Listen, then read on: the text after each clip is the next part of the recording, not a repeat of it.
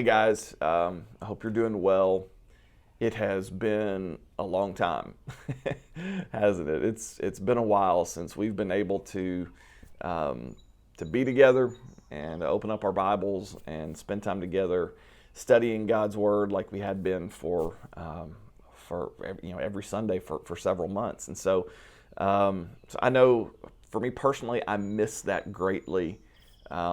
Spending time with you all is one of the things that I really miss about Sunday mornings, and so you know, I'm as ready as probably you are for us to be back together and to be able to worship together and spend time studying together. But at the same time, I think we all are aware of the fact that things have changed so drastically that we don't really know when we'll be able to do that. I know that our leaders are continuing to pray about that and think about that. With so many members, it's really incumbent upon us to do this wisely, and in some ways that creates some real challenges. And so, we're not here to talk about all of that, other than to say, for now, if this is kind of like our new normal, I at least wanted us to be able to spend some time together in this format, just continuing our time of study. And so that's kind of what we'll do here. This is the first of two videos that I want to post today, just to kind of get us reacquainted with this section of Matthew's gospel. We've been kind of working our way through the Gospel of Matthew as we think about what it means to be a disciple and what it means to follow Jesus. There's no better way to do that than just diving headfirst into the Scriptures. And so I'd like for us to do that, and we'll do this for as long as we as long as we have to, and maybe we can continue to build on some of that momentum that we had when all this hit. So if you have a Bible handy, I hope you do. Let's turn to the end of Matthew 5, and in this video, what I'd like for us to do is just kind of reorient ourselves with what Jesus is saying at the end of Matthew's gospel, at the end of Matthew 5, especially as we kind of turn the corner and talk about what he has to say about prayer in chapter 6. So as you're turning there to the end of Matthew 5, we've covered some of this, but I want to point one thing out that'll help us as we get ready to look at his teaching on the Lord's Prayer in chapter 6. So at the end of Matthew 5, Jesus tells us about the importance of loving our enemies, okay, and also praying for those who would persecute us. All right, he says essentially that in Matthew 5, verse 44. So verse 43 says, you've heard that it's been said, love your neighbor, hate your enemy. But I say to you, love your enemies and pray for those who persecute you. What's really interesting about that to me, just a basic kind of like takeaway point for me, is that verse assumes that we're going to have some enemies to pray for. Jesus doesn't say if you have enemies, pray for them. He kind of assumes that if we follow him, there's going to be some who are opposed to that. We're going to have some enemies. We're going to have those who kind of throw opposition against us if we're trying to follow Jesus. And so, he's pretty straight up about that. He's pretty honest about that elsewhere in the Gospels. He says to his closest followers there before they come to get him and take him away, he's like, hey, if the world hates me, guess what? They're going to hate you too. If you find yourself being hated by the world, always remember the way that they treated me. And so, Jesus isn't trying to pull any punches.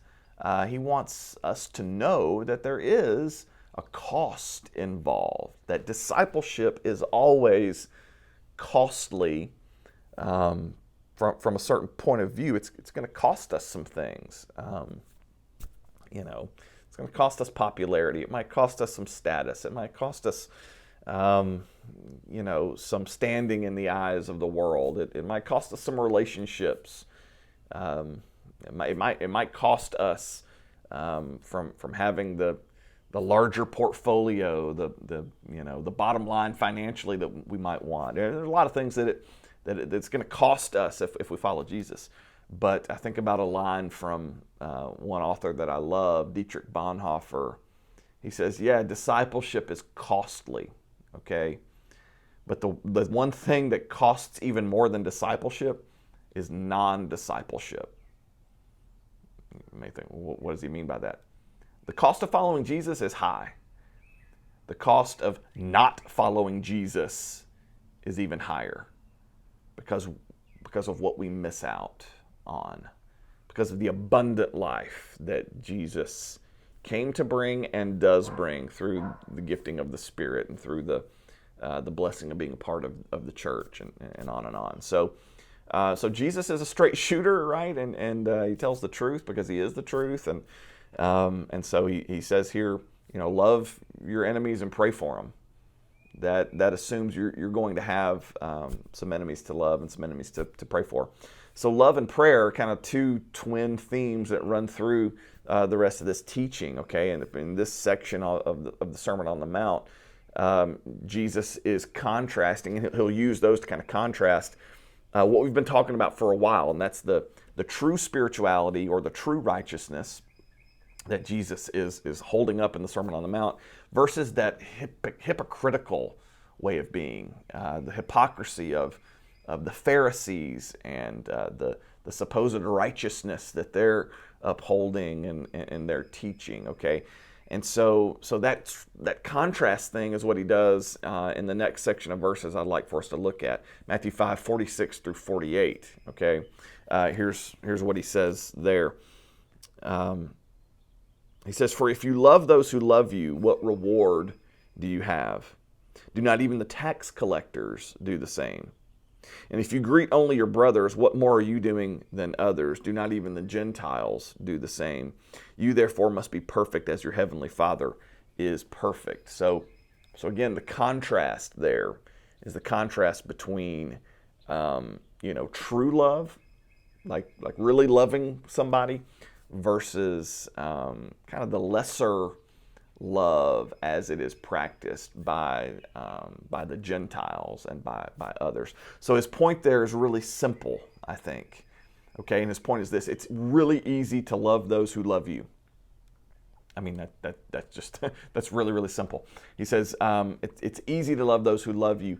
Everybody does that. Okay, even the Gentiles do that. His point there is that even people who don't know God do that, right? They reciprocate the love that they receive from others. But Jesus is saying, try loving the people who don't love you, okay? Love those people who hate you. Now you're going to graduate school on biblical love when you do that, okay? Jesus is just taking us to the next level. That's like next level love. Everybody loves people who love them. But the person who doesn't love you, the person who hates you, the coworker who constantly berates you or chooses to treat you a certain way, or that family member who is always antagonistic toward you, who wants to put you down for your faith or your politics or whatever it would be. Jesus is saying essentially that kind of love, like loving that person, that's an inclusive kind of love, okay, that Jesus is going to model. He's not just teaching it, although he's doing that here in the Sermon on the Mount. That's the kind of thing that's going to carry him all the way to the cross. He's going to love even those who don't love him in that moment. Those dudes who spit on him, who tore his back open with whips, and the flogging he received. The people who are even nailing him to the cross. You remember what he's saying? He's praying in that moment, "Father, forgive them." Boots on the ground report from here, "Father, I'm telling you, they don't know what they're doing. So be lenient, be merciful. Forgive them, Father." That's rooted in the kind of love that Jesus is talking about here, And so that love and prayer, kind of the commingling of those, that's going to get us to where we're going to go here in chapter 6 in just a moment. So Jesus segues kind of smoothly from that point, all right, about loving your enemies and praying for them and, blessing those who persecute you, not just those who bless you, all of that. That's going to segue him into like another teaching, which may seem a little unrelated at first. He's going to talk about giving to the poor, giving to those who are in need. And we may think, okay, I thought we were talking about enemies, right? Well, we were talking about enemies, but at a top shelf level, we're talking about love, and we're talking about prayer. And so if Jesus is highlighting one group of people who don't often receive our love, that's our enemies, right? If you're raised like I was, it's not natural to love your enemies. Like your enemy is the person you oppose. You hit me, I hit you back harder.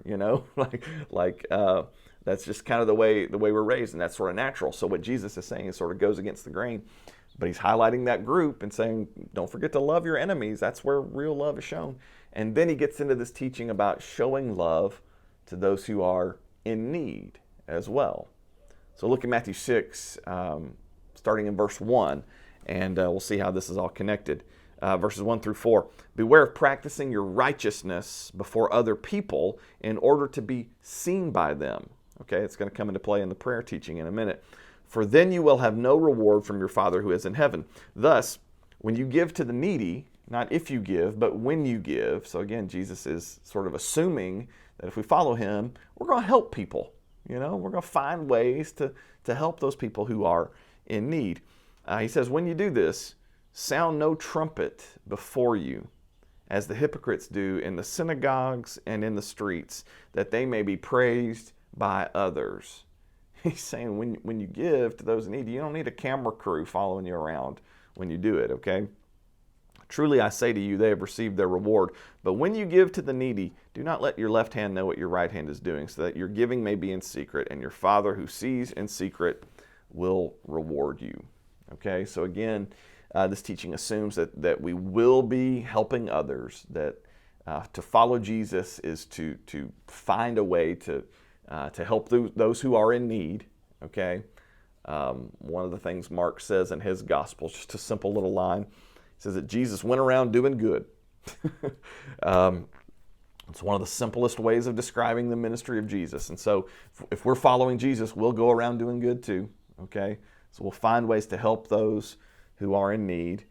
And he has more to say about that elsewhere in his teachings. But the greater framework of this, again, if we just back up and try to link what Jesus is saying here, the greater framework, again, is this contrast between the hypocritical actions, the hypocritical righteousness, fake righteousness. We live in a world of fake news, and we don't know who to believe. Well, Jesus is talking about fake righteousness here, okay? And he's contrasting that with the true righteousness that he is modeling, that he wants his followers to model, everything he teaches and practices, okay? So really it gets down to who do you love? Jesus is saying, if you love me, you'll follow me into these acts of giving to the poor, to the needy, and you'll find responsible, good, ethical ways to do that, and all that. But if you love yourself, then you'll always be in something like that for the credit you receive. So like we said, do you give because you love Jesus, okay? Or do you give because of the recognition you get because of your giving? So again, Jesus is contrasting like giving in secret versus giving with the camera crew that's following me around when I give and the credit that I receive for that. So all of that, love and prayer, true spirituality, true righteousness versus like hypocritical righteousness, that sets us up now for what Jesus has to say in his teaching about prayer, which we'll discuss in our next video.